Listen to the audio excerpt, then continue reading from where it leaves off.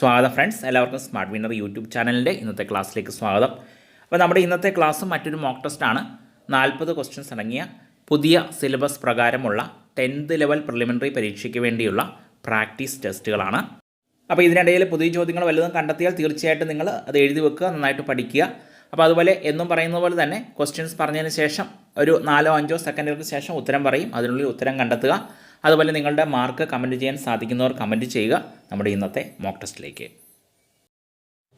Okay friends. First question: പ്രധാനമന്ത്രി നരേന്ദ്രമോദി 2018 ഏത് ദ്വീപിനാണ് സുഭാഷ് ചന്ദ്രബോസ് ദ്വീപ് എന്ന് നാമകരണം നടത്തിയത്? ഓപ്ഷൻ സി റോസ് ദ്വീപിനാണ്. ആൻഡമാൻ നിക്കോബാർ ദ്വീപ സമൂഹങ്ങളിലെ റോസ് ദ്വീപിനാണ് പ്രധാനമന്ത്രി നരേന്ദ്രമോദി 2018 സുഭാഷ് ചന്ദ്രബോസ് ദ്വീപ് എന്ന് നാമകരണം നടത്തിയത്. റോസ് ദ്വീപിനെയാണ്. രണ്ടാമത്തെ ക്വസ്റ്റ്യൻ നോക്കാം. അസ്ഥികളെക്കുറിച്ചുള്ള പഠനം ഏതു പേരിൽ അറിയപ്പെടുന്നു? ഓപ്ഷൻ സി ഓസ്റ്റിയോളജി എന്നതാണ്. അസ്ഥികളെക്കുറിച്ചുള്ള പഠനമാണ് ഓസ്റ്റിയോളജി. മൂന്നാമത്തെ ക്വസ്റ്റ്യൻ നോക്കുക. പേശികൾ ഇല്ലാത്ത ഏക അവയവം ഏത്? ഓപ്ഷൻ ഡി ശ്വാസകോശമാണ്. പേശികൾ ഇല്ലാത്ത ഏക അവയവമാണ് ശ്വാസകോശം. നാലാമത്തെ ക്വസ്റ്റ്യൻ നോക്കുക. ഇന്ത്യയിലെ ഏറ്റവും വലിയ കോൺക്രീറ്റ് ഗ്രാവിറ്റി ഡാം ഏത്? ഓപ്ഷൻ ബി സർദാർ സരോവർ ഡാമാണ്. ഇന്ത്യയിലെ ഏറ്റവും വലിയ കോൺക്രീറ്റ് ഗ്രാവിറ്റി ഡാമാണ് സർദാർ സരോവർ. സ്ഥിതി ചെയ്യുന്നത് ഗുജറാത്തിൽ നർമ്മദ നദിയിൽ. അഞ്ചാമത്തെ ക്വസ്റ്റ്യൻ നോക്കുക. ലോകത്തെ ആദ്യ ഹരിത മെട്രോ ഏതാണ്? ഓപ്ഷൻ എ ഡൽഹിയാണ്. ലോകത്തെ ആദ്യ ഗ്രീൻ മെട്രോ, ഹരിത മെട്രോയാണ് ഡൽഹി മെട്രോ. ആറാമത്തെ ക്വസ്റ്റ്യൻ നോക്കാം. ഒന്നാം ലോക മഹായുദ്ധത്തിൽ ആക്രമണം നേരിട്ട ഒരേയൊരു ഇന്ത്യൻ തുറമുഖം ഏതാണ്? ഓപ്ഷൻ ഡി ചെന്നൈ തുറമുഖമാണ്. ഒന്നാം ലോക മഹായുദ്ധത്തിൽ ആക്രമണം നേരിട്ട ഒരേയൊരു ഇന്ത്യൻ തുറമുഖമാണ് ചെന്നൈ തുറമുഖം. ഏഴാമത്തെ ക്വസ്റ്റ്യൻ നോക്കുക.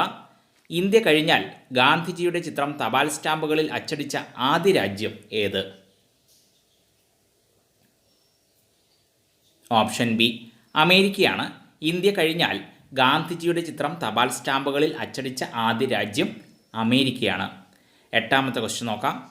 ഇന്ത്യയിലെ ആദ്യ ദിനപത്രം ബംഗാൾ ഗസറ്റ് പ്രസിദ്ധീകരിച്ച ഭാഷ ഏതായിരുന്നു? ഓപ്ഷൻ എ ഇംഗ്ലീഷ് ഭാഷയിലായിരുന്നു. ഇന്ത്യയിലെ ആദ്യ ദിനപത്രമായ ബംഗാൾ ഗസറ്റ് പ്രസിദ്ധീകരിച്ചത് ഇംഗ്ലീഷ് ഭാഷയിലായിരുന്നു. ഒൻപതാമത്തെ ക്വസ്റ്റ്യൻ നോക്കാം. ഇന്ത്യയിലെ ആദ്യ paper mill Serampore paper mill ഏത് സംസ്ഥാനത്ത് സ്ഥിതി ചെയ്യുന്നു? ഓപ്ഷൻ സി പശ്ചിമ ബംഗാളിലാണ്. ഇന്ത്യയിലെ ആദ്യ പേപ്പർ മില്ലായ സെറാംപൂർ പേപ്പർ മിൽ സ്ഥിതി ചെയ്യുന്നത് പശ്ചിമ ബംഗാളിൽ. പത്താമത്തെ ക്വസ്റ്റ്യൻ നോക്കുക. 1857 വിപ്ലവത്തെ ആദ്യത്തേതുമല്ല ദേശീയ തലത്തിലുള്ള സ്വാതന്ത്ര്യ സമരവുമല്ല എന്ന് വിശേഷിപ്പിച്ചതാരാണ്? Option D RC മജൂംദാറാണ്.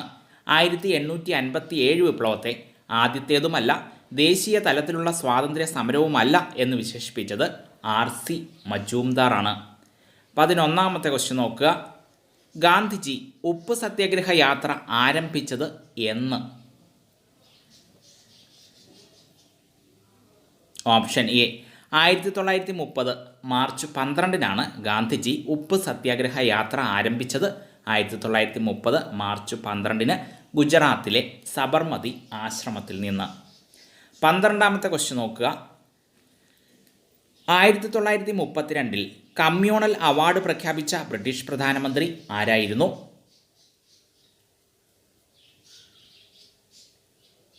Option C Ramsay MacDonald ആയിരുന്നു. 1932 കമ്മ്യൂണൽ അവാർഡ് പ്രഖ്യാപിച്ച ബ്രിട്ടീഷ് പ്രധാനമന്ത്രിയായിരുന്നു റംസെ മക്ഡൊണാൾഡ്. 13ാമത്തെ ക്വസ്റ്റ്യൻ നോക്കാം. സുഭാഷ് ചന്ദ്രബോസ് കോൺഗ്രസിൽ നിന്നും രാജിവെച്ച വർഷം ഏത്? ഓപ്ഷൻ ബി 1939 സുഭാഷ് ചന്ദ്രബോസ് കോൺഗ്രസിൽ നിന്നും രാജിവെച്ച വർഷമാണ് 1939. അപ്പോൾ 1938 കോൺഗ്രസ് പ്രസിഡൻ്റായി ആദ്യമായിട്ട് സുഭാഷ് ചന്ദ്രബോസ് കോൺഗ്രസ് പ്രസിഡൻ്റ് ആയത് 1938. 1939 തെരഞ്ഞെടുപ്പിലൂടെ കോൺഗ്രസ് പ്രസിഡൻ്റായ ആദ്യ വ്യക്തിയായി തീർന്നു സുഭാഷ് ചന്ദ്രബോസ്. 1939 തന്നെ അദ്ദേഹം കോൺഗ്രസിൽ നിന്ന് രാജിയും വെച്ചു. 14ാമത്തെ ക്വസ്റ്റ്യൻ നോക്കുക. മഹർ പ്രസ്ഥാനത്തിൻ്റെ സ്ഥാപകൻ ആരാണ്? ഓപ്ഷൻ എ അംബേദ്കർ ആണ്. മഹർ പ്രസ്ഥാനത്തിൻ്റെ സ്ഥാപകൻ ഡോക്ടർ BR അംബേദ്കർ. 15ാമത്തെ ക്വസ്റ്റ്യൻ നോക്കുക. ലോക ഹിതവാദി എന്നറിയപ്പെടുന്നത് ആര്? ഓപ്ഷൻ ഡി ഗോപാൽ ഹരി ദേശ്മുഖ് ആണ്. ലോക ഹിതവാദി എന്നറിയപ്പെടുന്നത് ഗോപാൽ ഹരി ദേശ്മുഖ്. 16ാമത്തെ ക്വസ്റ്റ്യൻ നോക്കുക. 1907 സൂററ്റ് പിളർപ്പ് നടക്കുമ്പോൾ കോൺഗ്രസ് പ്രസിഡന്റ് ആരായിരുന്നു? Option B rash Behari Ghosh ആയിരുന്നു. 1907 കോൺഗ്രസിൽ മിതവാദികളെന്നും തീവ്രവാദികളെന്നും പിളർപ്പ് നടന്നപ്പോൾ, സൂററ്റ് പിളർപ്പ് നടന്നപ്പോൾ കോൺഗ്രസ് പ്രസിഡന്റ് റാഷ് ബിഹാരി ഘോഷ്. 17ാമത്തെ ക്വസ്റ്റ്യൻ നോക്കാം. ഇന്ത്യയുടെ പിതാമഹൻ എന്നറിയപ്പെടുന്ന സാമൂഹിക പരിഷ്കർത്താവ് ആരാണ്?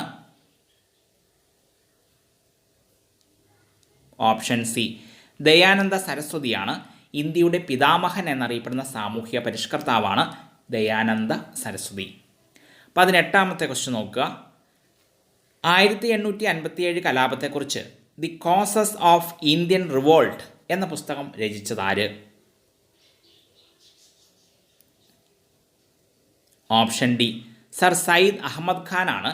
1857 കലാപത്തെക്കുറിച്ച്, ഇന്ത്യയുടെ ഒന്നാം സ്വാതന്ത്ര്യ സമരത്തെക്കുറിച്ച് the causes of Indian revolt എന്ന പുസ്തകം രചിച്ചത് സർ സയ്യിദ് അഹമ്മദ് ഖാൻ. 19ാമത്തെ ക്വസ്റ്റ്യൻ നോക്കാം.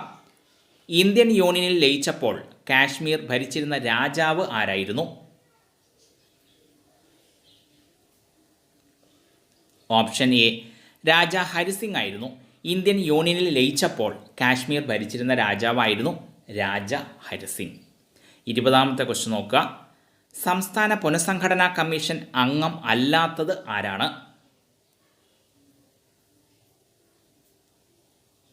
ഓപ്ഷൻ സി SK ധർ ആണ്. സംസ്ഥാന പുനഃസംഘടനാ കമ്മീഷൻ അംഗം അല്ലാത്തത് താഴെ പറയുന്നവരിൽ SK ധർ ആണ്. ബാക്കിയുള്ള 3 പേരും HN കുൻസ്രു, KM പണിക്കർ, ഫസൽ അലി എന്നീ 3 പേരും സംസ്ഥാന പുനഃസംഘടനാ കമ്മീഷൻ അംഗങ്ങൾ ആയിരുന്നു. അപ്പോൾ അതിനകത്ത് ഫസൽ അലി ആയിരുന്നു സംസ്ഥാന പുനഃസംഘടനാ കമ്മീഷൻ്റെ അധ്യക്ഷൻ. അപ്പോൾ അതുകൊണ്ട് സംസ്ഥാന പുനഃസംഘടനാ കമ്മീഷൻ്റെ മറ്റൊരു പേരാണ് ഫസൽ അലി കമ്മീഷൻ. 21ാമത്തെ ക്വസ്റ്റ്യൻ നോക്കുക. ആരുടെ ജന്മദിനമാണ് എഞ്ചിനീയേഴ്സ് ദിനമായിട്ട് ഇന്ത്യയിൽ ആചരിക്കുന്നത്? ഓപ്ഷൻ ബി വിശ്വേശ്വരയ്യയുടെ ജന്മദിനമാണ് ഇന്ത്യയിൽ എഞ്ചിനീയേഴ്സ് ദിനമായിട്ട് ആചരിക്കുന്നത്. വിശ്വേശ്വരയ്യയുടെ ജന്മദിനമാണ്. 15 സെപ്റ്റംബർ 15 എഞ്ചിനീയേഴ്സ് ദിനമായിട്ട് ഇന്ത്യയിൽ ആചരിക്കുന്നത്. അതുപോലെ നമുക്കറിയാം ഇന്ത്യൻ എഞ്ചിനീയറിങ്ങിൻ്റെ പിതാവ്, ഇന്ത്യൻ ആസൂത്രണത്തിൻ്റെ പിതാവ് എന്നൊക്കെ അറിയപ്പെടുന്നത് ആരാണ്? വിശ്വേശ്വരയ്യയാണ് ഇന്ത്യൻ എഞ്ചിനീയറിങ്ങിൻ്റെ പിതാവ്, ഇന്ത്യൻ ആസൂത്രണത്തിൻ്റെ പിതാവ് എന്നൊക്കെ അറിയപ്പെടുന്നത്. 22ാമത്തെ ക്വസ്റ്റ്യൻ നോക്കുക. മഹലനോബിസ് മോഡൽ എന്നറിയപ്പെടുന്ന പഞ്ചവത്സര പദ്ധതി ഏതാണ്? ഓപ്ഷൻ എ രണ്ടാം പഞ്ചവത്സര പദ്ധതിയാണ്. മഹലനോബിസ് മോഡൽ എന്നറിയപ്പെടുന്ന പഞ്ചവത്സര പദ്ധതിയാണ് രണ്ടാം പഞ്ചവത്സര പദ്ധതി. 23ാമത്തെ ക്വസ്റ്റ്യൻ നോക്കുക. ഇന്ത്യൻ അണുബോംബിൻ്റെ പിതാവ് ആരാണ്?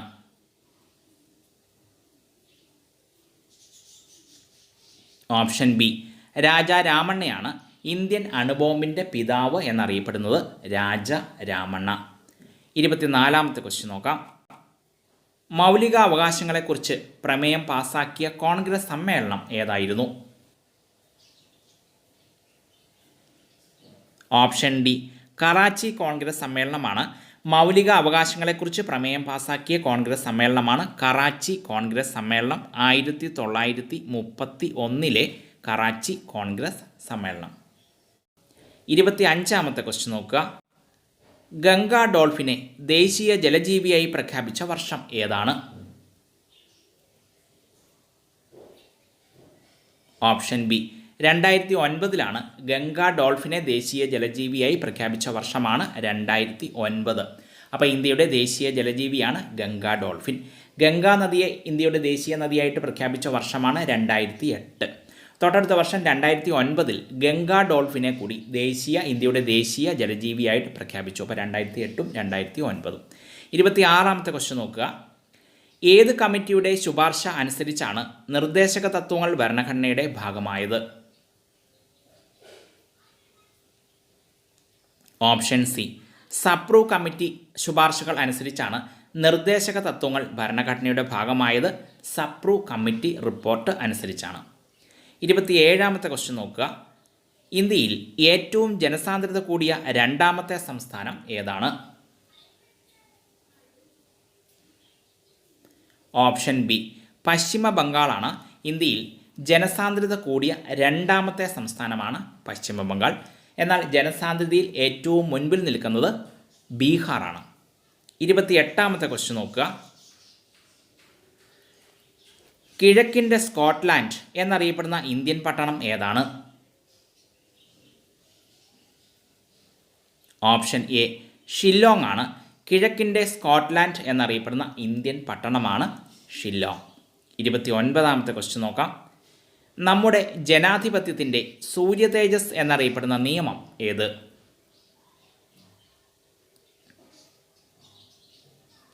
ഓപ്ഷൻ സി, വിവരാവകാശ നിയമമാണ്.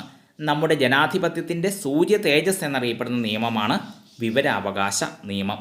അപ്പോൾ വിവരാവകാശ നിയമം പാർലമെൻറ്റ് പാസ്സാക്കിയതും നിലവിൽ വന്നതും 2005 വർഷമാണ്. വിവരാവകാശ നിയമം 2005 എന്നാണ് മുഴുവൻ പേര്. 30ാമത്തെ ക്വസ്റ്റ്യൻ നോക്കുക. കേരളത്തിൽ ഏറ്റവും കൂടുതൽ സർക്കാർ സ്കൂളുകളുള്ള ജില്ല ഏതാണ്? ഓപ്ഷൻ ഡി, മലപ്പുറം ജില്ലയാണ്. കേരളത്തിൽ ഏറ്റവും കൂടുതൽ സർക്കാർ സ്കൂളുകളുള്ള ജില്ലയാണ് മലപ്പുറം ജില്ല. 31ാമത്തെ ക്വസ്റ്റ്യൻ നോക്കുക. വെള്ളാരിമല സ്ഥിതി ചെയ്യുന്ന ജില്ല ഏത് ജില്ലയിലാണ് വെള്ളാരിമല സ്ഥിതി ചെയ്യുന്നത്? ഓപ്ഷൻ സി, കോഴിക്കോട് ജില്ലയിലാണ്. വെള്ളാരിമല സ്ഥിതി ചെയ്യുന്ന ജില്ല കോഴിക്കോട് ജില്ലയാണ്. 32ാമത്തെ ക്വസ്റ്റ്യൻ നോക്കാം. മുരാടുപുഴ എന്നറിയപ്പെടുന്ന നദി ഏതാണ്? Option B, കുറ്റ്യാടിപ്പുഴയാണ്. മുരാടുപുഴ എന്നുകൂടി അറിയപ്പെടുന്ന നദിയാണ് കുറ്റ്യാടിപ്പുഴ. അതുപോലെ നമുക്കറിയാം കേരളത്തിലെ മഞ്ഞ നദി എന്നറിയപ്പെടുന്നതും കുറ്റ്യാടിപ്പുഴയാണ്, മുരാടുപുഴ. 33ാമത്തെ ക്വസ്റ്റ്യൻ നോക്കുക. കൊട്യോട്ട് രാജ എന്ന് ബ്രിട്ടീഷ് രേഖകളിൽ പരാമർശിക്കുന്നത് ആരെയാണ്? Option D, പഴശ്ശിരാജയെയാണ്. കൊട്യോട്ട് രാജ എന്ന് ബ്രിട്ടീഷ് രേഖകളിൽ പരാമർശിക്കുന്നത് പഴശ്ശിരാജയെയാണ്.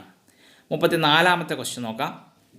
ആരുടെ നിർദ്ദേശപ്രകാരമാണ് വൈക്കം സത്യാഗ്രഹവുമായി ബന്ധപ്പെട്ട സവർണ ജാഥ സംഘടിപ്പിക്കപ്പെട്ടത്? ഓപ്ഷൻ സി, ഗാന്ധിജിയുടെ നിർദ്ദേശപ്രകാരമാണ് വൈക്കം സത്യാഗ്രഹവുമായി ബന്ധപ്പെട്ട സവർണ ജാഥ സംഘടിപ്പിക്കപ്പെട്ടത്. ഗാന്ധിജിയുടെ നിർദ്ദേശപ്രകാരമാണ്. അപ്പോൾ 2 സവർണ ജാഥകൾ ഉണ്ടായിരുന്നു വൈക്കം സത്യാഗ്രഹവുമായിട്ട് ബന്ധപ്പെട്ട്. വൈക്കം മുതൽ തിരുവനന്തപുരം വരെ സവർണ ജാഥ നയിച്ചത് മന്നത്ത് പത്മനാഭനാണ്. അതുപോലെ നാഗർകോവിൽ മുതൽ ട്രിവാൻഡ്രം വരെ സവർണ ജാഥ നയിച്ചത് എം.ഇ. നായിഡുവുമാണ്. അപ്പോൾ ഇങ്ങനെ 2 സവർണ ജാഥകൾ എം.ഇ. നായിഡുവിൻ്റെയും മന്നത്ത് പത്മനാഭൻ്റെയും നേതൃത്വത്തിൽ. 35ാമത്തെ ക്വസ്റ്റ്യൻ നോക്കാം. ഇന്ത്യൻ പരിസ്ഥിതി ശാസ്ത്രത്തിൻ്റെ പിതാവ് എന്നറിയപ്പെടുന്നത് ആരാണ്? ഓപ്ഷൻ ബി, രാംഡിയോ മിശ്രയാണ്. ഇന്ത്യൻ പരിസ്ഥിതി ശാസ്ത്രത്തിൻ്റെ പിതാവ് എന്നറിയപ്പെടുന്നത് രാംഡിയോ മിശ്ര. 36ാമത്തെ ക്വസ്റ്റ്യൻ നോക്കുക. വട്ടത്തൊപ്പിക്കാരെ നാട്ടിൽ നിന്നും പുറത്താക്കുക എന്ന മുദ്രാവാക്യം ഏത് കലാപവുമായി ബന്ധപ്പെട്ടിരിക്കുന്നു? ഓപ്ഷൻ എ, കുറിച്യ കലാപവുമായി ബന്ധപ്പെട്ടിരിക്കുന്നു. അല്ലെങ്കിൽ കുറിച്യ കലാപത്തിൻ്റെ മുദ്രാവാക്യമായിരുന്നു വട്ടത്തൊപ്പിക്കാരെ നാട്ടിൽ നിന്നും പുറത്താക്കുക. അപ്പോൾ ഈ കുറിച്യ കലാപം നടന്ന വർഷം 1812 കുറിച്യ കലാപം നടന്നത് 1812. 37ാമത്തെ ക്വസ്റ്റ്യൻ നോക്കാം. വിൽസൺസ് രോഗം ഏത് ലോഹവുമായി ബന്ധപ്പെട്ടിരിക്കുന്നു? ഓപ്ഷൻ എ, ചെമ്പുമായി ബന്ധപ്പെട്ടിരിക്കുന്നു. വിൽസൺസ് രോഗം ചെമ്പുമായിട്ട് ബന്ധപ്പെട്ടിരിക്കുന്നു. 38ാമത്തെ ക്വസ്റ്റ്യൻ നോക്കാം. കംപ്രസ്ഡ് നാച്ചുറൽ ഗ്യാസ് അഥവാ സി എൻ ജിയുടെ പ്രധാന ഘടകം എന്താണ്? ഓപ്ഷൻ സി മീഥെയിനാണ്. Compressed natural gas C N ജിയുടെ പ്രധാന ഘടകം മീഥെയിനാണ്. 39ാമത്തെ ക്വസ്റ്റ്യൻ നോക്കാം. വ്യത്യസ്ത ഇനം തന്മാത്രകൾ തമ്മിലുള്ള ആകർഷണ ബലം ഏത് പേരിൽ അറിയപ്പെടുന്നു?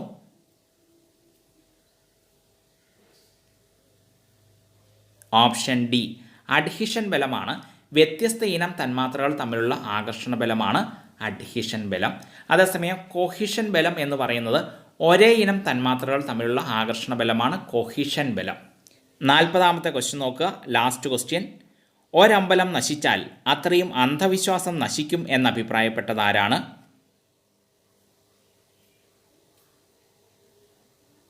Option C കേശവനാണ്. ഒരമ്പലം നശിച്ചാൽ അത്രയും അന്ധവിശ്വാസം നശിക്കും എന്നഭിപ്രായപ്പെട്ടത് സി കേശവൻ. അതുപോലെ അമ്പലങ്ങൾക്ക് തീ കൊളുത്തുക എന്ന ചെറുലേഖനത്തിൻ്റെ കർത്താവ് ആരാണ്? V T ഭട്ടതിരിപ്പാടാണ്. അമ്പലങ്ങൾക്ക് തീ കൊളുത്തുക എന്ന ചെറുലേഖനം എഴുതിയത് വി ടി ഭട്ടതിരിപ്പാടും. ഒരമ്പലം നശിച്ചാൽ അത്രയും അന്ധവിശ്വാസം നശിക്കും എന്നഭിപ്രായപ്പെട്ടത് സി കേശവനുമാണ്. Okay friends.